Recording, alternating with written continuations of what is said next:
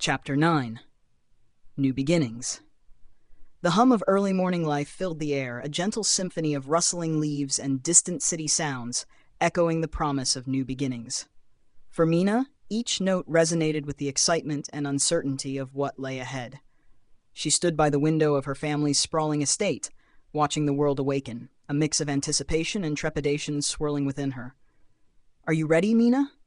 Her father's voice broke through her reverie, drawing her attention away from the view. His gaze held a blend of pride and concern, emotions she recognized all too well.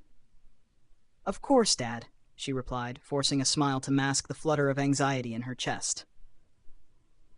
Today marked her transition to a new life in Kingston, where her own apartment awaited, a space she would share only with a dedicated servant and bodyguard, a constant reminder of her family's expectations. The butler, always a steady presence, appeared at the doorway with a stack of her belongings. "Everything is prepared for your departure, Miss Mina. Shall we?"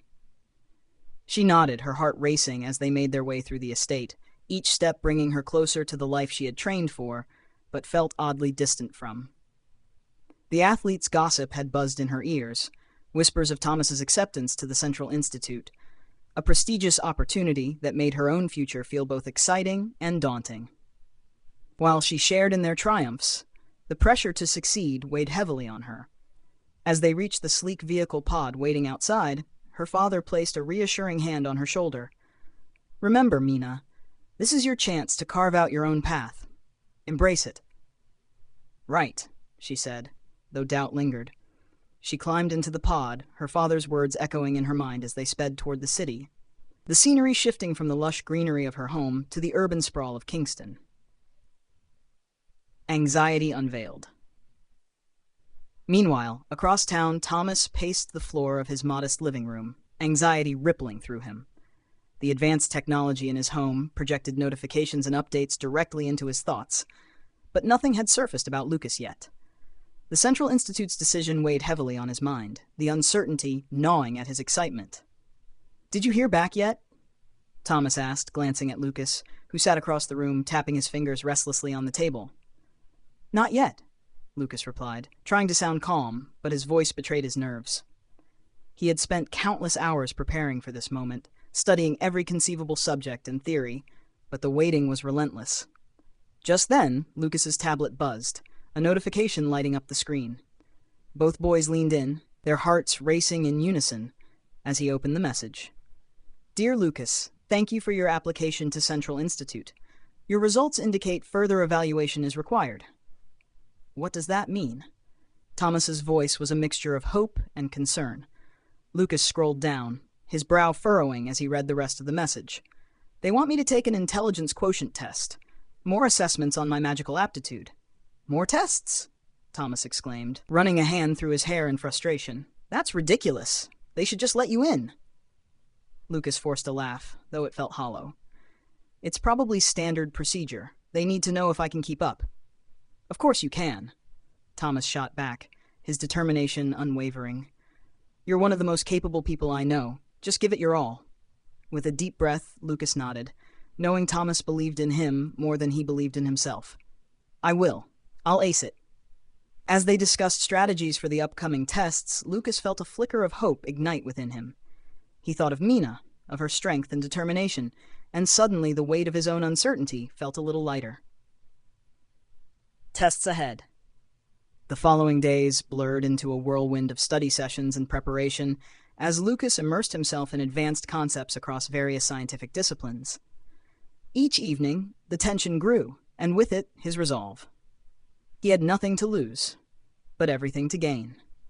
Finally, the day of the intelligence quotient tests arrived.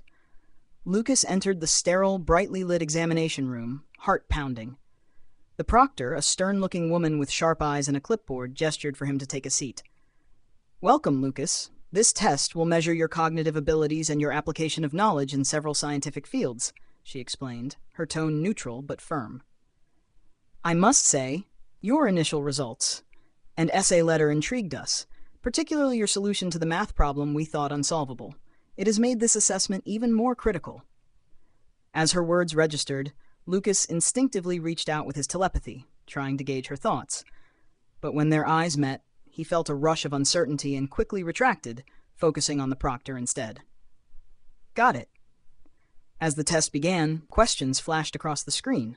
Complex puzzles that assessed his logical reasoning, scientific knowledge, and creative problem-solving skills. Each one felt like a challenge thrown at him, a battle he had to fight for his future.